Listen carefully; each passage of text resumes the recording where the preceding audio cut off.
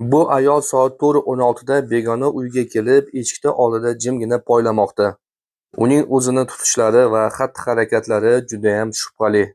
Tasavvur qiling, agarda xonadon eshigi ochiq turganda nimalar bo'lishi mumkin edi.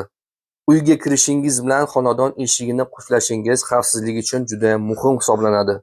Ayniqsa uxlashdan oldin deraza va eshiklarni qulfda ekanligini qayta tekshirib ko'rish muhim hisoblanadi. Uyingizda yosh bolalar bo'lsa, ular o'ynab va bexosdan deraza va eshiklarni qulfini ochib qo'yishi mumkin.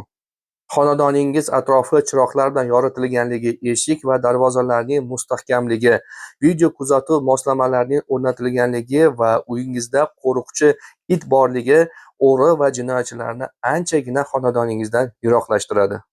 Ikkinchi videoda ona bilan bola ko'chadan uyga kirib kelishadi va farzand ko'cha eshigini darhol yopmaydi va onasi tomonidan gap eshitib oladi. Ona bekorga xavotir olmaganligi birozdan keyin ma'lum bo'ladi. Bola eshikni yopishi bilan noma'lum shaxs eshik oldiga yaqinlashib keladi. Ma'lum bo'lishicha, bu shaxs bir nechta jinoyat sodir qilishga ulgurgan ekan. Tasavvur qiling, agarda eshik o'z vaqtida yopilmaganda, bu jinoyatchi uyning ichiga kirib olganda nimalar sodir bo'lishi mumkin edi.